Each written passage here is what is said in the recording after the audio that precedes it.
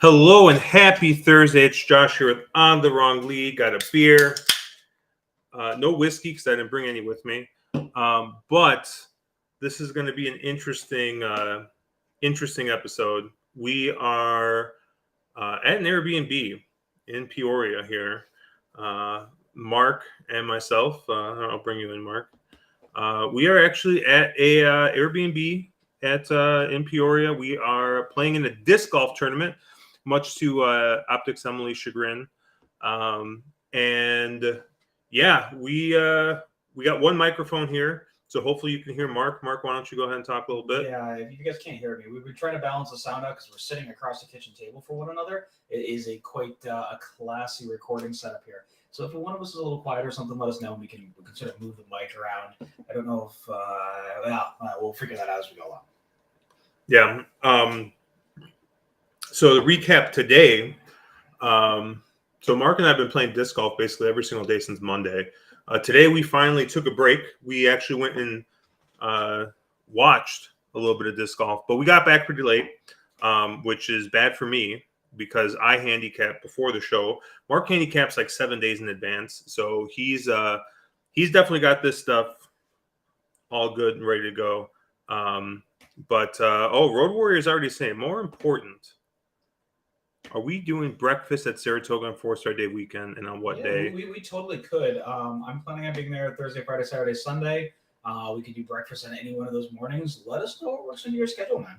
If there's a day that you prefer, we can definitely make that happen. I know I have some friends in that area that would love a breakfast at the track as well.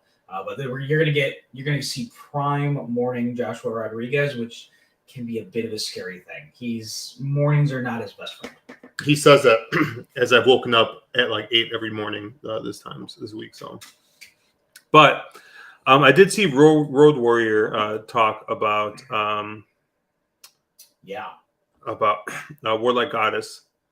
I did tell Mark this morning that I wanted a single McCulloch, and he gave me a really dirty look.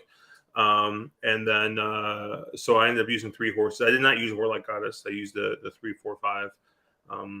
But McCulloch got there. And shout out to our friend Dave. Pour one out for him.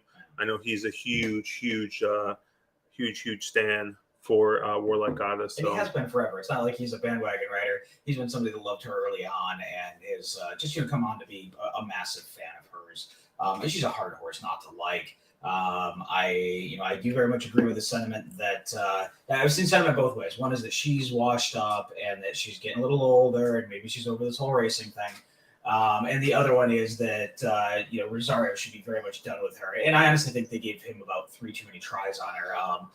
Every single time she hasn't won, it's because he was an idiot and did something stupid. And put Lascano on her or any other even mildly competent jock who's not going to be deadpan late. I just can't, what was it? The Bowling Green, I think last year was what I saw her. And it just moved late. And he's done it a couple times with her and just not seem to really, I don't know, too confident in his hands, a little too cocky, whatever it is. It's not good. It's not a good thing. Yeah, it's, it would have been a good thing for me because I would have made money, but, shout out Ryan Howard's in the house here. Howdy. So we're gonna go through this. We're gonna go through this late pick 5.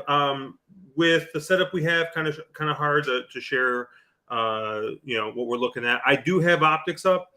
So we will have a little optics action here. Shout out to Optics once again for providing us with data and letting us use it. So. For me, it's not going to be much different than how I normally handicap.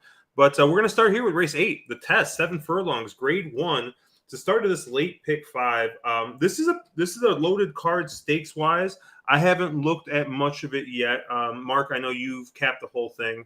What's your opinion on the card as a whole? Yeah, I think it's an overall really tough card. I think the entire last 7 races are all really rough. It's very hard to find a spot to take a stand and be skinny and really have that solid opinion that you build around. There's no easy race here. And I guess, I mean, I assume we're starting on the test, right, Josh? Yes. But I think that the test is a pretty perfect example of this. You have Pretty Mischievous cutting back to her, shortest start since October of 22. So you're talking in over a year. Or almost a year, and then you have somebody like Maple Leaf Mel, who's absolutely done nothing but win, but also Pretty Mischievous is in really, really good form. And I don't think a cutback is necessarily bad for her. That sort of 7 furlong 1-run closer type do tend to do really well. So and then I think this race is even deeper than those two. So I think there's a lot of. I know you're asking about how the sequence is, and I went to a race, but I think there's a lot of races like this. Are you somebody who says, geez, Pretty Mischievous is just too good, or Maple Leaf Mel is just a monster and she's going to go out there and take them all the way to the front end? Or do you, lean another way? But I think it's hard to say there's an outstanding outright favorite. And I think this entire sequence is like that. There's not a lot of races where you go, oh yeah, this is the favorite. Yeah. And, you started talking about the test a little bit here. Obviously, your morning line favorite is going to be Pretty Mischievous at 9-5 here, and looking at the optics plot, I mean, Pretty Mischievous looks like a bit of a fade in this spot at a very, very short price. They really are loving Money's Gold and Maple Leaf Mel in this spot. Now, Maple Leaf Mel is going to be your second choice here in the morning line at 2-1. I had a really gutsy ride last time out, winning that race. But Optics does have that coded with the red word, easy lead. So they seem to think that maybe Maple Leaf Mel had everything go her way there last time out, which kind of brings you back to maybe a horse like Money's Gold. Maybe she's able to turn the table here. We're coded with a speed rate of 0 with a sun contention here, so they're not expecting a very contentious pace here via Optics, and they don't think that it's necessarily going to be super fast going up front. So I don't know. This might be a time maybe I take a shot again with Money's Gold. I know I've been against a couple times. The Acorn I think was just too far for this horse, and I think the cutback is really going to help Money's Gold in this spot. And I mean, she seems to plot out really well here. So I'm going to go with Money's Gold here as my top pick. Another horse I am interested to use is going to be the 6 Darth Vader on the cutback. This is just a horse that I've chased for a bit after having her when she won at just a ginormous price. I think she's going to sit just off this pace, and I think might be a little bit closer than Pretty Mischievous, and might be one, if the pace does get kind of hot up front, maybe might be the one that gets first run on there. But I like the 7 Money's Gold. I'm going to use a little bit of the 6 and maybe a little bit of the 8. Obviously, if either the 7 or the 8 scratch out, I think you single the other one and you just move on. But I see, at least looking at it this way, that you can possibly use both of them. But Mark, where did you kind of land here? Yeah, I think Matt brings up a really interesting point in chat. The world famous Matt DeSantis, who decided to hop and chat with us. Maple Leaf Mel, I think, is going to be really tough in this race if she can go to the front end and if Joelle can control the pace. And I really think she can. She's the speed of the speed. If she wants the lead, she's going to get it. I don't think the half furlong stretch out really hurts her. And she's the horse that, I think is probably your most likely winner. I do agree with you. I think you fade Pretty Mischievous. I don't know why she's here. This makes absolutely no sense for me. She comes in off 2 wins, going a mile and 8th and a mile and 16th, and they're cutting her back to 7 furlongs when they could run her in stakes up here. And why are they not? Why are they putting her here? This feels like I don't know. It just feels like a red flag, and something's off here. And I'm really against her at a short price. And the horse that I'm actually most interested in here, though, is the 4 Jersey Pearl. It's a horse that we haven't talked about. 15-1 on the morning line, has won 2 straight, won a real nice Churchill race, going 6, and then posted one of the fastest Beyer figs in the field in that Ellis Park race. She, has shown she can, that 2-back race shows that she can pass other horses. And I just think she completely trips out in this race. I think you're going to end up having horses like Maple Leaf Mel gets on gets on the lead. If Money's Gold presses Maple Leaf Mel, I also think you have a little bit of speed inside from Clearly Unhinged, the 2, and it's really going to set Jersey Pearl up to get that pocket trip. She's going to sit in behind the 3 speeds, and if they all hook up, I think Jersey Pearl can pick up the pieces at an absolutely stupid price. She's getting the class test here. We don't know how good she really is yet. But her last 2, she's it seems like they've really kind of figured out what's working with her. She won her last by 9.5. Ellis Parks shippers are a little scary, but I think she's really live here. Yeah, your Road Warrior saying that he thinks this is a watching race. He's going to find it hard to make a little bit of money here. I mean, honestly, I think that we'll see how this race kind of gets bet out. This is the first leg. I mean, I think if Money's Gold sits around that 3.5 to 1, 4 to 1 range, if these other short prices take some money, I'm going to have a hard time not betting it. I mean, I'm really heavily leaning here on the optics plot, obviously, which is I am one to do. But I just really love that the horse is finally cutting back to 1 turn. And so you cross a line through that last one. And I mean, finished second in the race and the 8 bells where, she was 2 to 5. But I don't know. I think that Money's Gold kind of might be able to get back on the right track here. And if not, I think, a horse like Dorth Vader, or, maybe Maple Leaf Mel does just kind of wire, but I'm staying away from the 1 Pretty Mistress. And you know what? I mean, I'm not super great at kind of being able to tell how the board's going to be bet. But you see a way where maybe Pretty Mistress isn't the favorite. Maybe Maple Leaf Mel takes more money. I do. I think they're going to stay close. I don't think. I think Pretty Mistress is such a known quantity, name recognition wise. She's going to take money on a big day of Saratoga on that. And I think also everybody loves the Maple Leaf Mel story. She's a real cool horse. So I think they're going to be pretty close. In that, both in that sort of 2 to 1 range is kind of what it feels like. I think I've personally seen enough of Money's Gold where I don't need to go back there. I respect you for going back to that well, and I get why you're doing it. I just think that the points already kind of improved in the last 2. And if you look at her form cycle, it seems like she's a bit of an every other type as far as her figures. And this should be the kind of regression race, and then you kind of better the race after that. So maybe, I don't know, if they run her at 7 furlongs towards the end of the meet, maybe a Labor Day weekend kind of thing.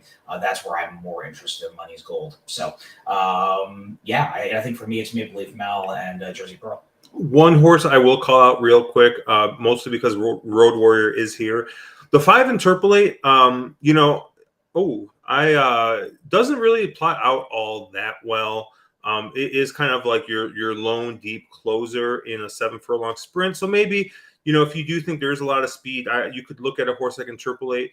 What I will point out is you got the green word here, BTL, better than looks. So, whoever from Optics watched this race last out, basically saying that it looks like there was some trouble. They saved the horse, and the race was much better than it looked.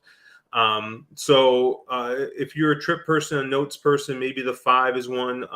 Maybe you move up a little bit. I don't know necessarily, even if you move the 5 up, if she's fast enough to win here. But might be one that you can key underneath. And I did just kind of want to call out that green word there. And I wanted to shout out Road Warrior because he was here early. Yeah, so I will say, though, to Road Warrior's point, I do find this a hard race to make money in.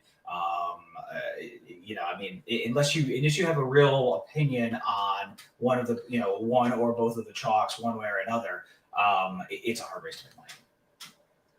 Yeah, and Ryan's saying he's still trying to figure it out. I'm going to take a look at what they have posted as far as informational stuff. They do a bunch of stuff. I know they're doing a live stream tomorrow. I will say that the bigger the square, the the bigger the more late pace they have, and the bigger the circle, the less late pace they have, and it kind of goes between there. It takes a little bit of getting used to. We could probably spend a good half hour talking about how I use optics, and maybe that's something that we'll do. Maybe we'll, in the next week or two, if I got some time. Not necessarily, instructional, like how to use optics like Bible, but more how I use it. Because I even remember there was one at the Hawthorne contest. I had asked, or I told Emily, I just hit like this humongous like exacta or trifecta or something, or I think it was both an exacta and a trifecta. And I showed her. I was like, "Oh yeah, I use optics and I use these horses." And then she immediately goes, "Well, if you're telling me this, why didn't you use this other horse?" And I was like, "I don't know," like because she's like basically like what I told her would have led her to a different horse, but it's just like any other data, right? Like you read it's subjective to a point where you kind of make an opinion based off the data that's kind of presented to you. But not to spend a ton of time on optics, we will at some point get some more stuff out there for that. But race 9 here, the Saratoga Derby Invitational. We're going a mile and 3/16 on the turf for 3-year-olds. Mark. Well, I know who your pick is, so this should be fairly easy race from a Josh perspective. But no, I think that this is a this is probably the best version of this race that has ever been run at Saratoga. And I realize this whole these invitational series at NYRA is a somewhat new thing. It's been doing it 5-6 years, something like that. These sort of big money and have a turf triple series, which I love. I think it's absolutely amazing, and they're putting the money out there, so you're getting the Euros early before Breeders' Cup. I think that's absolutely amazing, and I think you have your winner of the Belmont Derby in here, Far Bridge, and I think the race really begins and ends of what do you think of him and what do you think of that Belmont Derby? He beat all the Euros. He did absolutely everything he was supposed to. He looked great doing it. Now there were, my biggest, I have a hard time beating him up, especially being the winner of the initial race of the series, and the fact that he's only been, he's never missed the exacta in his racing career. He's definitely a horse that likes to get his photo taken. But my real concern is there was a lot of horses behind him that had some really, really rough trips. And I think the first one you have to have a conversation about is the horse right outside, and that's Webslinger, the 6, who's another horse that I think has a massive shot in here. Javi found a way to get, I think he was about 6 wide, top of the stretch, got bumped, got pretty beaten up. Webslinger had a rough trip, and Webslinger kept running on and was trying to get to both Farbridge and Farbridge is the Foxes and Mondego, who 2 of the 3 are back in this race.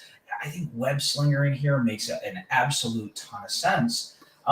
And I guess the other one, I just did mention that horse was Mondego, the one horse who was another horse that had trouble. Was really on the engine in that Belmont Derby, and ended up having to be steadied late. There was they didn't do any. I think they may have taken a look at it, and they didn't make any change. I don't think there was enough there to take a change, but he's also a major player for Real Rosario in the Clement barn. It seems like Christophe is the kind of one trainer that hasn't lost the faith in Rosario and keep giving him all the good mounts, even though he's definitely not riding how we've seen him in the past. So those are my top 3. There's a few others underneath, but how about it? You know who else hasn't lost the faith in Joel Rosario? Josh? Me. Yeah, Josh. Yeah. Okay. I like Mondego in here a lot, actually. Looking back at that Belmont Derby, was the only speed that really held on, seemed to put away the other speed. Did get caught, obviously, by Farbridge, as well as, I forgot who finished second in that race. But, Foxes. Oh, the Foxes, yeah. And that was another one that kind of moved really late, really had no excuse there. Yeah. I just think Farbridge had it just way too easy last time out. Just kind of tripped out a little bit. And now you're getting, you're coming back at what, 2-1. What was Farbridge going off last time? 3.5-1. So I don't know. Not for me. I just think he's going to be too short of a price. Maybe if I don't have I have a stronger opinion later. Maybe I use just to kind of get past this leg, but I don't know. I really like the one, and I think you also mentioned the other horse kind of coming out of that Belmont Derby that had a little bit of trouble, and that was Web Slinger the 6, who just went super wide in that Belmont Derby. Looked like he was 4 to 5 wide, got bumped a little bit, ended up being 6 wide at one point. I mean, just not JJ's best work there. So I'm going to end up on the other horses coming out of that race. Mark, I do have to ask. We do have, it looks like 2 horses shipping in from overseas, Lion of War as well as the franchise. Any interest in either of those There's two? a third one there, and that's Aspen Grove. And I think you have to have a conversation. I realize Aspen Grove did run on the Belmont Oaks, or did win the Belmont Oaks Invitational. That's the 3 horse. So I thought it was really interesting. You have a horse that Oyson Murphy wins a grade 1 on, and then he gets off to ride the 8 Lion of War.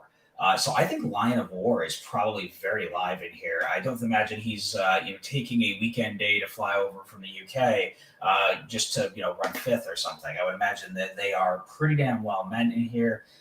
This is a horse that has been in some fairly tough company, and probably hasn't run versus the best of the best that Europe has to offer, but is a horse that I think is just extremely interesting here. And of the Euros, that's the one that I think I have the most interest in.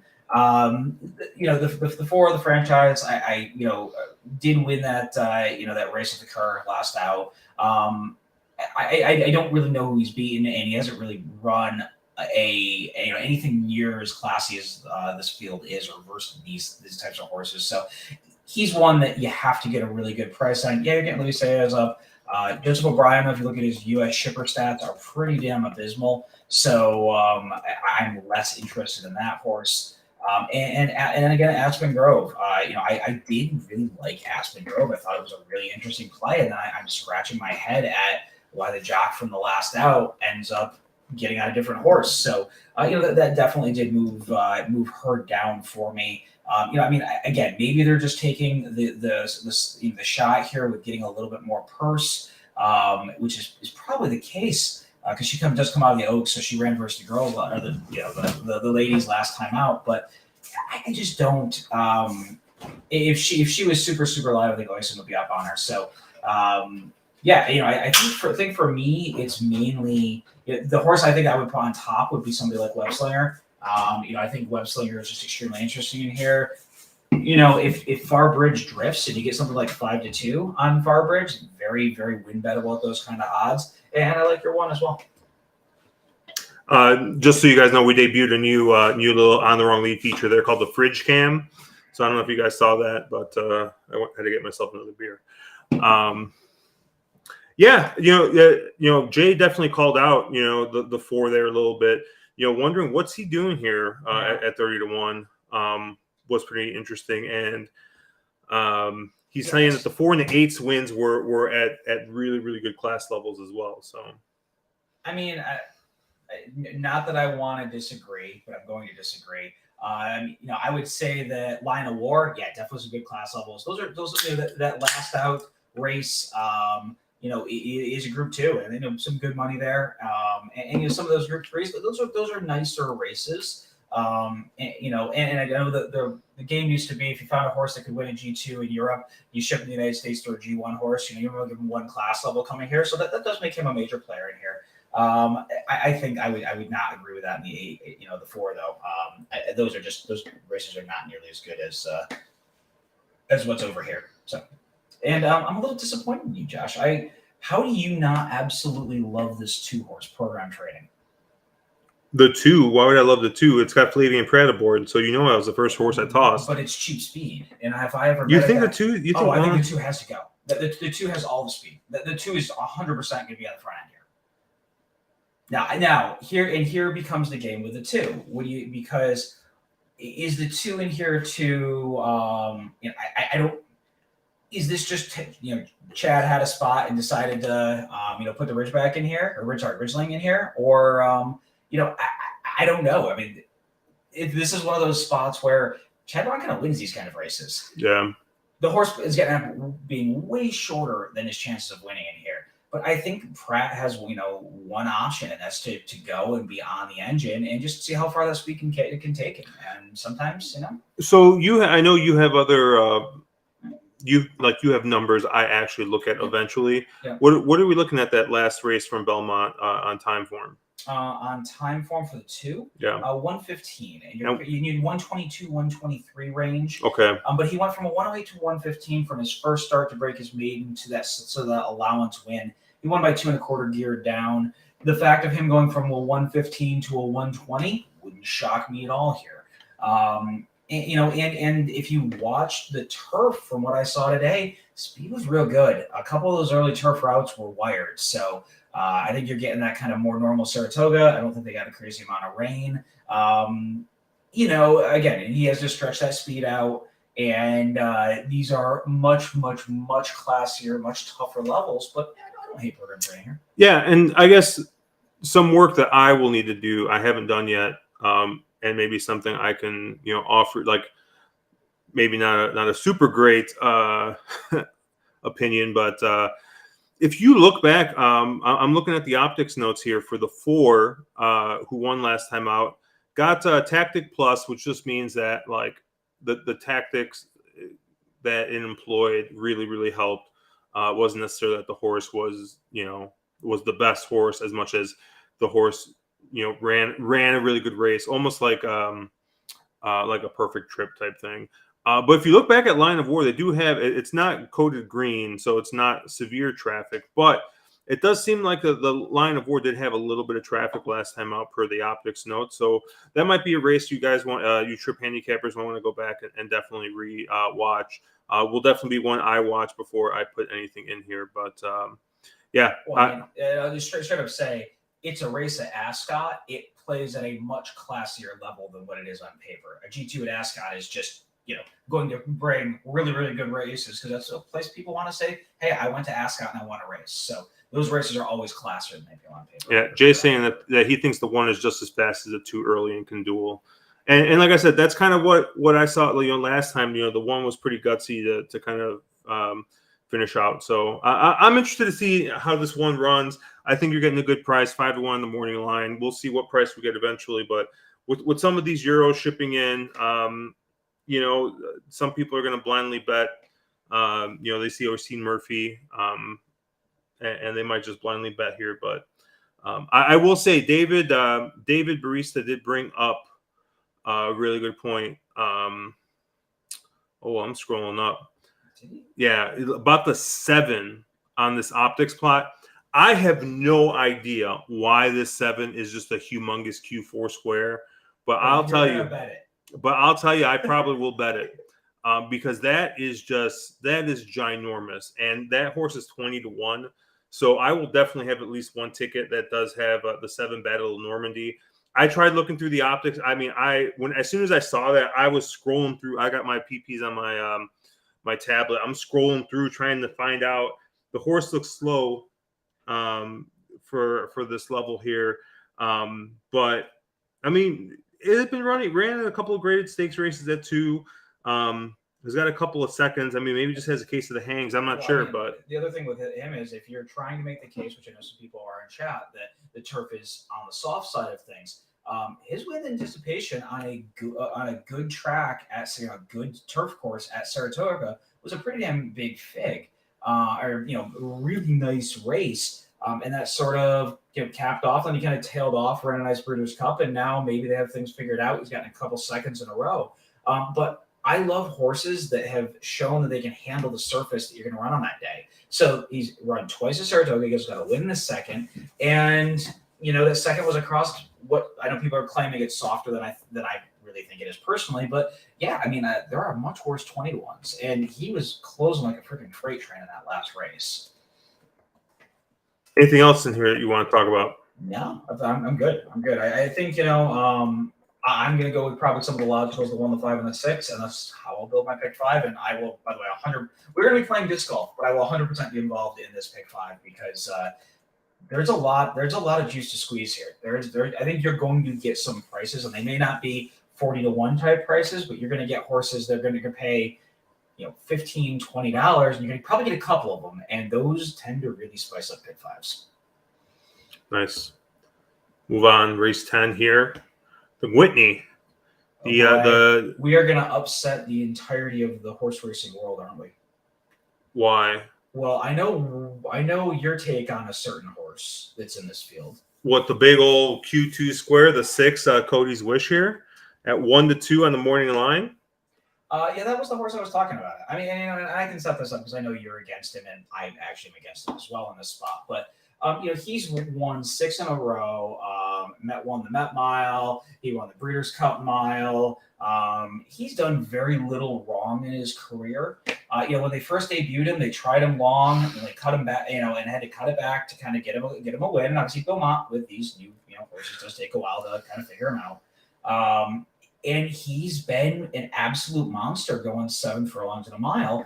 And, the Connections decided that they have the next Breeders' Cup Classic winner on their hands, and they're going to try to stretch him out slowly. So adding the extra 1/8 of a mile here, see if he can get it. And then I don't know if the plan is to run him back in something, something like the, what am I trying to think of? The 4-year-old race that they now run out of Belmont, the Jockey Club Gold Cup or something like that is a Breeders' Cup Classic prep. But he's here. And I think the question you have to ask with him is if this is the distance he wants to go, is as a 5-year-old, is it suddenly he's, obviously older horses tend to handle distance better. Is it he's developed into that horse that can get those extra furlongs? Or is it simply the fact that they're hoping that this older male crop is just really weak and this guy can, can just sort of run him into the ground, that he's just classy enough that he can get it done? I mean, yeah, the thing about Cody's Wish, right? You look at the breeding, you got Curlin on top, you got Tappet on the bottom, right? So going to classic distance should not be a problem whatsoever. We're only going a mile and 1/8 here. But last time this horse ran a mile and 16th, it's his last loss in the Challenger at Tampa last year. So, I do find it interesting that they're trying to go ahead and they're trying to stretch this horse out.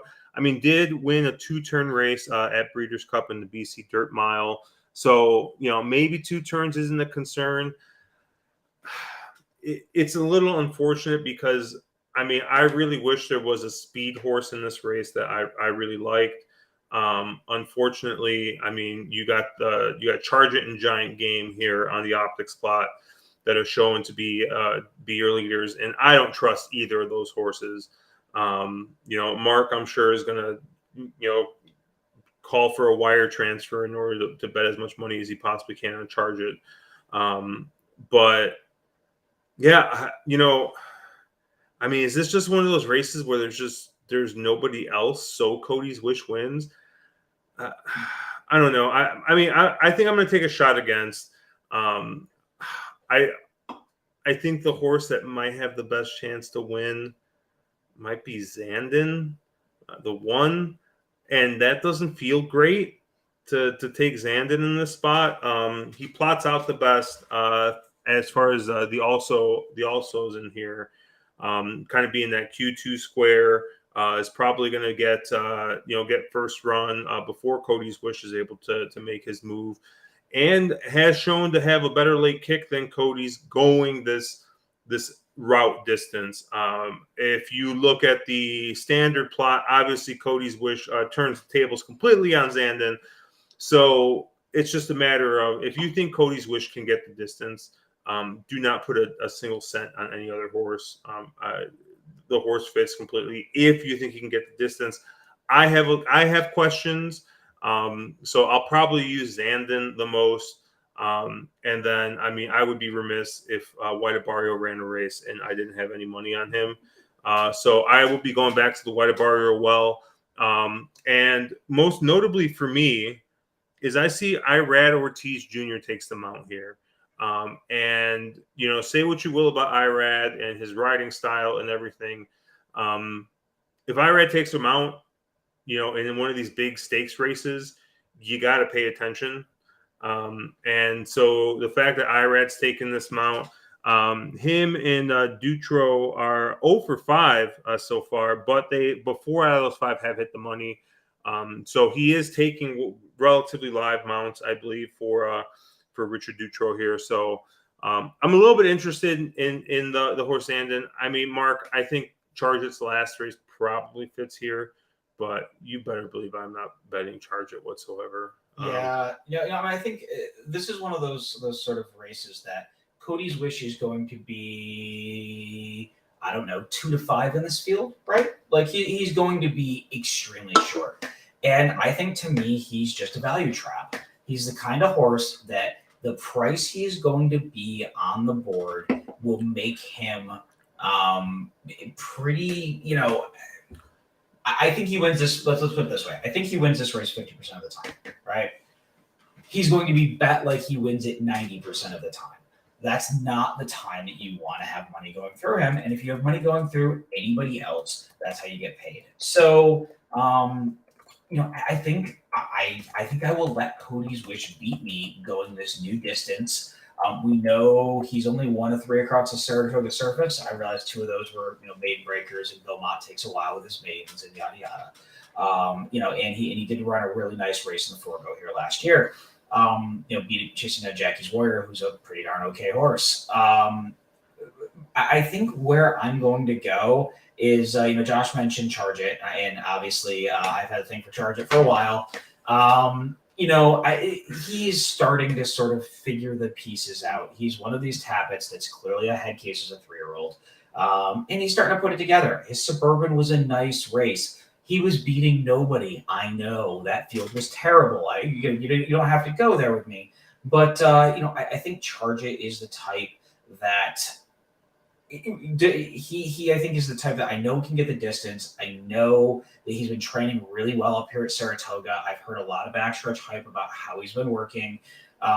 He's a bigger, rangier horse. A lot of those types of horses train better in the slightly cooler Saratoga weather, yada, yada. I think Charge It's a pretty interesting player in here because I think you get every bit of that morning line, if not more like 7 to 1 on him. And I think he's an interesting horse. I don't necessarily know if he ends up on the lead. Maybe he does, but he'll either be on or probably second, and he's going to set a nice trip because I don't think there's a huge amount of pace signed up on here in this race. And the other horse is a horse that you mentioned, and that's the 3 Giant Game. Del Roman's barn has been okay. He's had very limited starters at Saratoga, but he's shipping this horse up that ran, won the Cornhusker last out. It was a nice race, did everything he was supposed to do. And then he's also won that allowance just prior. So it seems like they really have this horse figured out. And the figure on that Cornhusker, I mean, I don't really know how much he trusts Prairie Meadows time form figs, but it's a 124. That's the same race that, Charge It ran a 125 last out, and Cody's Wish he's won a 128 and a 130. So you have to have that sort of argument that you think that Cody's Wish doesn't get the distance, and then who are the other horses that are that sort of next tier fastest? And for me, I think it's Charge It and Giant Game, and I know I'm going to get value there. And also, if you look at these Saratoga route races, they are predominantly won by speed horses or just off the speed types. Not the Cody's Wish coming from the clouds types. Those horses tend to not win this race. These types of races, this types of distance. So I think the race sets up from a race flow standpoint through somebody like either Charge It or Giant Game, and I'm going to try to beat Cody's Wish. You know how this is going to go. Yeah, Cody. We just put Cody's Wish into the winner's circle. It's a great story, but you can't make money on a great story. Yeah. So I hope Cody's Wish loses. You can only make money on great stories that Fox News forgets to cover, like in the Belmont. Moving on. Really? Let me take a look at chat. I did. Road Warrior said he's going to stop chasing Zandon. He's done it for 6 months. Can't. David's jumping on the White Barrio train with me. I love it, and he likes Zandon as well. Look at this. And yeah, he's been trying to beat Cody's Wish, and he will keep swinging. And I will agree. I made a sentiment that Road Warrior made earlier, and that is that this older crop is definitely really, really weak, right? This is not the best older crop we've ever had. And if you're somebody who's taking that mentality of this crop is terrible, I want the best horse in the crop. You singles Cody's Wish and you move on. It turns your pick 4 or pick 5 into a pick 4. You save all that money, plan and take it. Boom, nice and easy. Charles mentioning that Feel Good trainers in the NYRA circuit with feature story on Fox have done extremely well. So it was very specific. But Bill Bond's birthday was last week, so did he win a race on his birthday? He did win, yeah, with Prime Power, Real Power, whatever the power horse was, won a stakes race. Oh, Elite Power. Elite Power. There's too many horses with power in the name. Okay. Yeah. All right. So we're gonna move on to these last 2 allowance races. How we're gonna close out this pick 5, or maybe how we're gonna play the late double after we get boomed by Cody's Wish. Who knows? That's probably race 11 here. 7 furlong allowance race on the dirt for 3-year-olds and up. Going through here, we got a full field here of 10. And I believe your favorite is going to be the 7, Ever So Mischievous here for Brad Cox, Tyler Gaffleone. You got the 10, Caramel Chip coming back in here for Jose D'Angelo and Irad Ortiz Jr. at 7-2, 9-2 on Frat Pack, and then you got 8-1 on Brew Pub, and you got double digits on there. Oh, you got Signature in there at 6-1 as well. Missed one there. Taking a look at the optics plot here. It looks like a pretty contentious race up front here, but they don't think that there's a ton of speed in here. Last time out, I did like the 10 Caramel Chip, and last race at July 23rd at Saratoga was pretty short that day and came up a bit short, but did improve on the speed figure, at least on Brisnet. Does look to have a winning type race in here on that last race. So that might be one to take a look at. Another horse I do like in this race is the 1 Cape Trafalgar. And I think of note is if we do get a little bit of weather, if it does come up a little bit sloppy, I think you just hammer the heck out of this horse, because this horse has got 2 very, very, very nice races on the slop. I think is one that is, like I said, if it comes up sloppy, you got to use. And looks to be your likely leader here. Going through Brisnet might be the only pure E type here, and it's an E7. So, the 5 is also an E4, but I don't know. The 1 looks like maybe there's a chance that he's the speed in the spot. I think the 10 sits just off Caramel Chip and gets kind of first run on here. And if you're looking at the plot, I think the 3 Brew Pub also makes a ton of sense here for Rudy Rodriguez. Last time out, kind of regressed a little bit. First off the claim, won a nice race in the slop. Maybe he's another one that just likes the slop. I mean, he's got 3 wins and 5 seconds on the offgoing. Has no wins over a fast track. So maybe that's just one that needs a little bit of cut in the ground in order to do any kind of running here. But I think my topic is going to be the 10 Caramel Chip. I'm going to use a bit of Cape Trafalgar, the 1, and the 3 Brew Pub. Mark, where did you kind of land here? Yeah, I found it interesting. You didn't talk at all about the morning line favorite, which is the 7, Ever So Mischievous, for Brad Cox in here, who is another one of these sort of speed type forwardly pressing horses. And they're after that last effort, they're cutting back to 7, where they got the maiden score. I really think that this horse probably takes a ton of money off from the fact that Brad Cox has come up here. I mean, everything he's run has been very live, which is kind of how Brad does. He doesn't run a lot of horses at Saratoga. They come up and they're pretty live. The horse makes it, is interesting here, but Ellis Dirt Shippers have not done well at this Saratoga meet. I think it's a pretty bad. Unless Linda's claimed them. Unless they moved into the Linda Rice barn. But no, I think Versa Mischievous is kind of another value trap type horse in here. Josh mentioned Frat Pack, the Chad Brown horse, another one of your speed types in here. I think there's just a lot of speed in this race, and I think there's a lot of potentially need this leads. The 5 and the 7 are both kind of ones I put in that category. They're going to be forward, they're going to be pressing, and they're really going to be going on the front end. So there's a couple of off the pace types that I was very interested in here. First one is number 4, Bad to the Bone for Bill Mott. Johnny Velasquez gets up on this one, which is not something that's super common for the Bill Mott barn, but it is very high percentage with a very high ROI. I wonder, Johnny's sort of known for having, really good hands, and I wonder if this horse has kind of had a revolving door of jockeys over the time. I wonder if they, are just trying to find the right jockey fit to make this one work. It wouldn't shock me if Johnny V is the right kind of guy.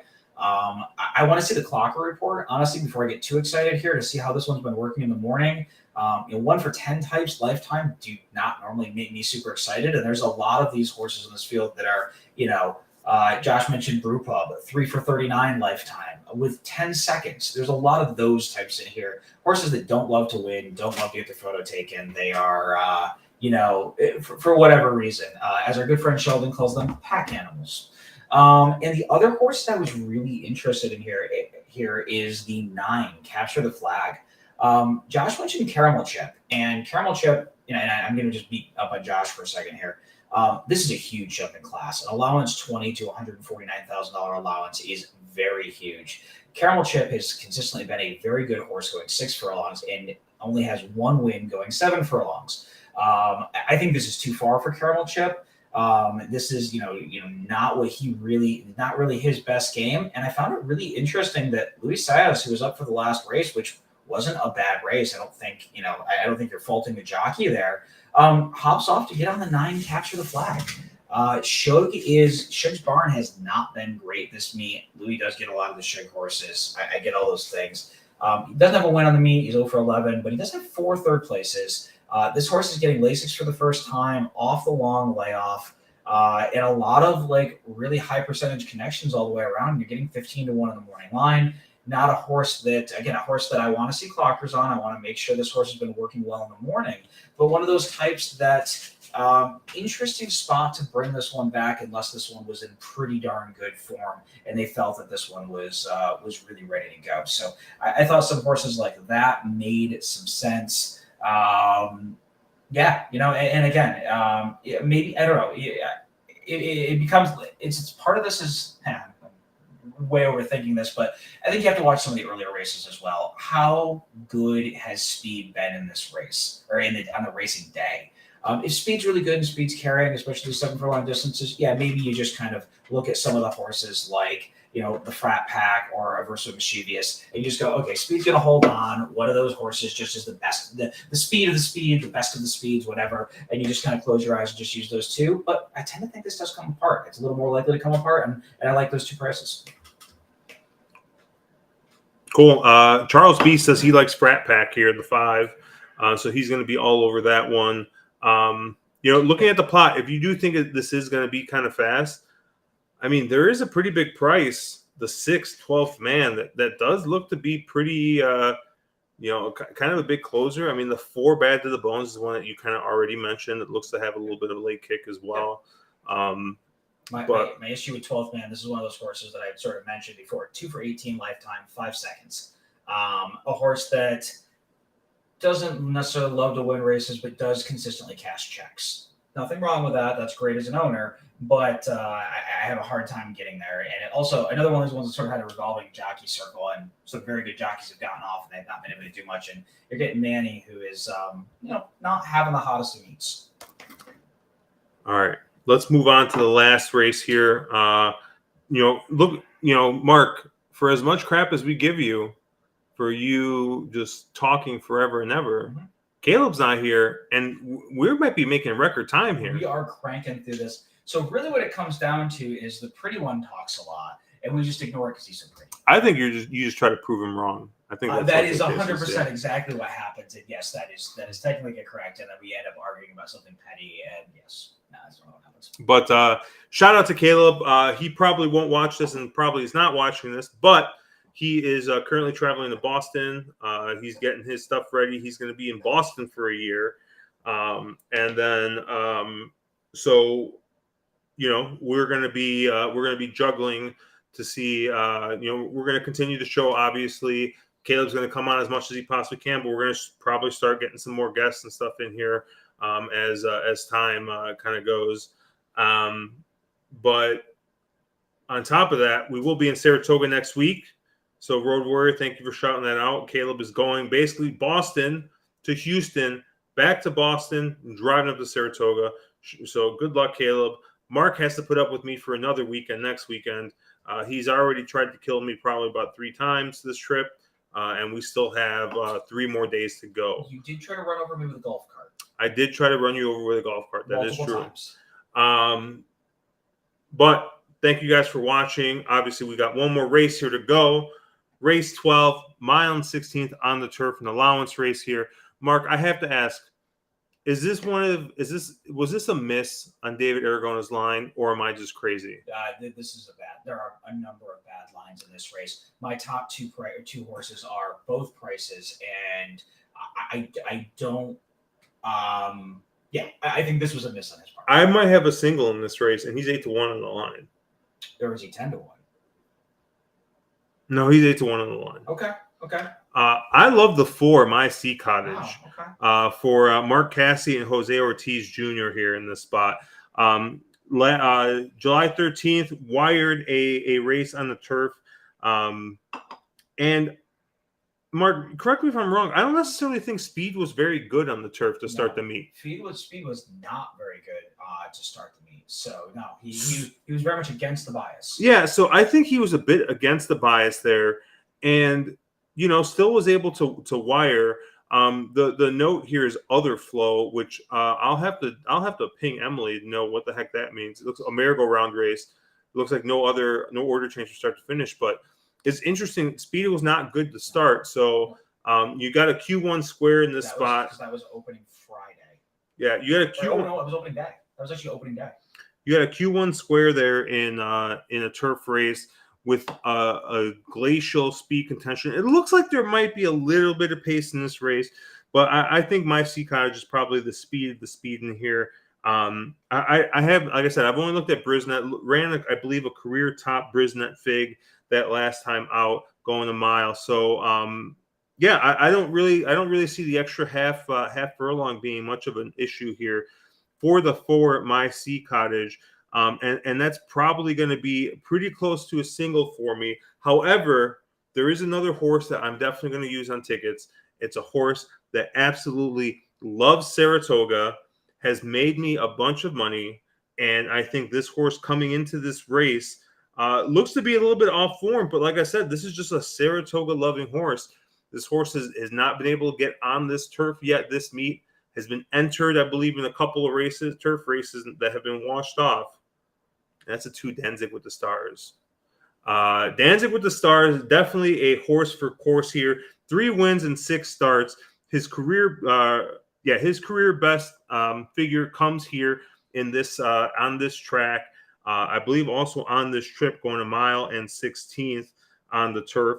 Has won on mostly won on the inner turf, which looks like we are going to be running here. Sorry, I looked at the PPs incorrectly there. But I love Danzig with the Stars in this spot. This is a horse that always just shows up at Saratoga. Maybe just loves Saratoga. You're getting 10-1. You're getting Luis Saez aboard again, who's ridden this horse for all its best races. So I love the 2 in this spot. So I'm going to be 4 as a press and 2 as kind of a B in this spot. But Mark, where did you kind of land here? Well, I mean, before we get on to where I landed, because we're on one of the same horses, I thought it was really interesting with Sea Cottage, and I know you talked about the horse, and I thought it was a very impressive performance. I thought it was cool to see a horse, that horse wired very much against the flow. I agree with all the things that you've said. The winning jock though gets off, and his brother gets on, which seems a little bit odd because of the fact that the horse he gets onto, his brother gets off. So you have a little Ortiz swapperoo here with a rad going to the 10 Al's Rocket. I didn't like the 10 here. I was really kind of confused about what to do with your 4. I did notice the win. I love a horse for course, but I thought it was interesting they swapped. I'm wondering if that means that neither one of them is really super live in here. One of the horses you mentioned is Dancing with the Stars, who is a horse that absolutely loves Saratoga. 3-6 lifetime, 2-7 at the distance. this may be a little bit further than he really wants to go. I realize he's got wins going further, but I've always thought of him more as a, I guess a mile and a 16th we're pretty similar. So, I think Getting to the Stars is a horse that's definitely usable here. Dom Cicino's barn's been a little bit cold, but has gotten, 3 of them in the money. So, yeah, Getting to the Stars at a price. I think that's the horse that I looked at and was like, this horse should be half of this price. The only concern is that the last win came at Saratoga a year ago, and has something happened since then? But you're getting some nice prep races in here. It didn't run terribly, and you're getting Louis Saez up here now. So, who's the jock who won last summer going this trip at, a little less classy than this race. The other horse I'm really interested in is the number 3 Ruse for Timothy Hills. You're getting here, you're getting Dylan Davis, and as much crap as I give Dylan Davis, he's been riding absolutely phenomenal this Saratoga meet. He started off the meet really cold, and I think in the last week he's gotten 5 or 6 winners. He and both of his sisters, actually, he and his wife and his sister, I should say, have all gotten a bunch of wins. So the Davis family has been doing pretty well up here. And I think Ruse is your inside drawn sort of tactical speed horse. Does have a win going this distance, but you give me the weird face, Josh. Dylan Davis's wife, Sarah Davis, who does not. I thought it was. Am I screwing up? I might be screwing up Davis's. My bad. Yeah, because Katie Davis is married to. Or married to T-Mac. Married to T-Mac, yeah. I'm sorry. Who, by the way, is the fucking worst Davis. Trevor McCarthy, I have some words for you, my friend. Sorry, I was the jockey family who's married to who I screwed up. I was thinking that. Okay, cool. Yeah, no, you're right. But both Jackie and Katie have had really good meets as well. But Dylan's been riding really, really well. I think Ruse here has a lot of tactical speed. They were probably in over their heads a little bit going in that last race.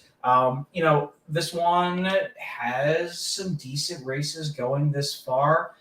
This is probably pushing it distance-wise, but the figures from this horse just runs between a 111 and a 114 time form every single race. Super, super honest horse. And I think, it's oftentimes about just finding the right company. And I think, my take on the turf right now is it's very speed favoring.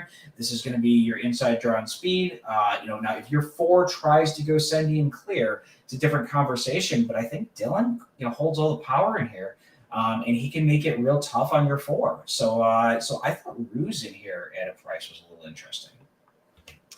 Yeah, I saw Charles's coming. He says you can spend hours on this race and not find the winner. As tough as it gets. It is, yeah. I mean, in those cases, Charles. I mean, maybe this is me just being an idiot. Like, if I think it's a spread race, if I look at a race and I think it's a spread race, I try to get as narrow as possible. Yep. Just kind of zig when other people zag.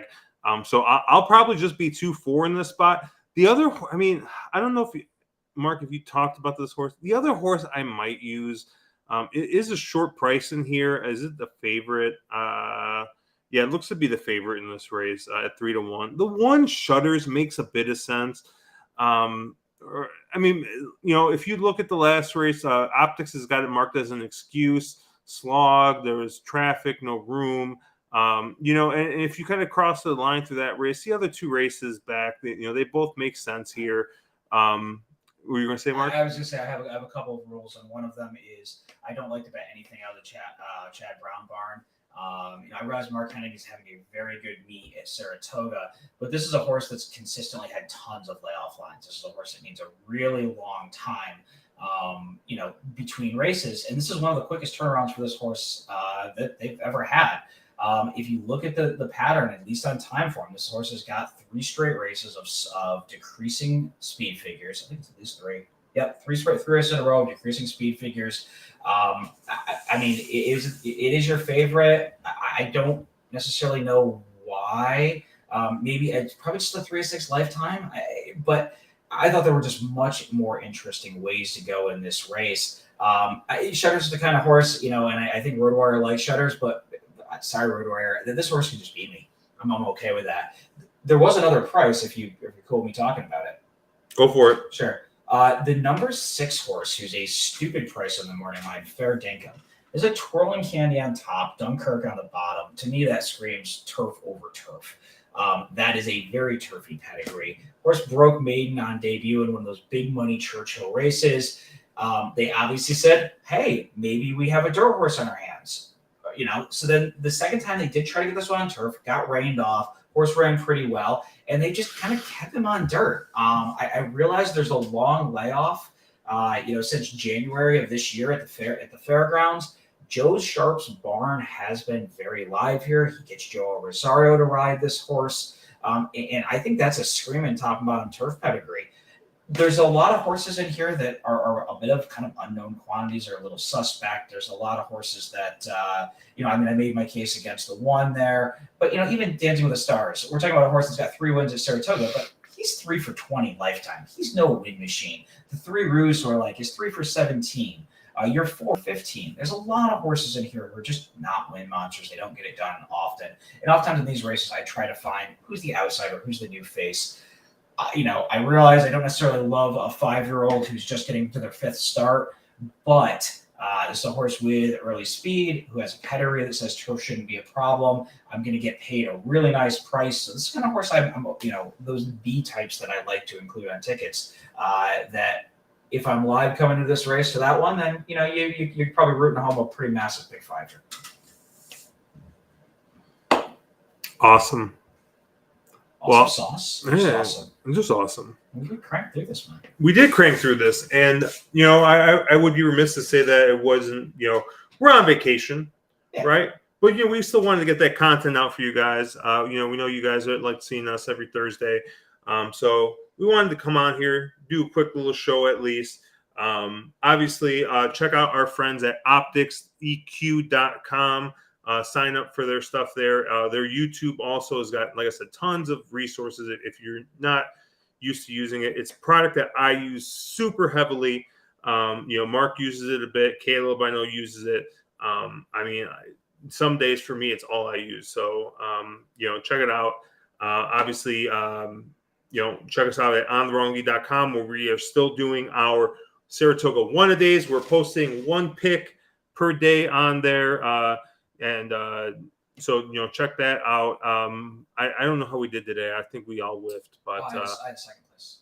Yeah, second place. All right. Well, congrats, Mark, on the second congrats place. On the $4 I added to my really abysmal total. If any of you guys are out at Saratoga anytime, you can reach out to Mark. But myself and Caleb will also be there next weekend on the 11th, 12th, and 13th. So if you guys are out there, let us know. Road Warrior for sure. Just send me a DM on Twitter and we'll let you know where we're going. Buddy of mine, PJ, actually reached out to me too. He's I think he's got a couple horses running, so he offered to bring us on the backstretch. So, or at least me. So I'm gonna reach out to him and see if he can arrange a couple of us going with him. But shout out to PJ. PJ, if you're watching, thanks. Thanks again, and for sure we'll hook up next weekend. Good luck, Mark. I hope you score well tomorrow.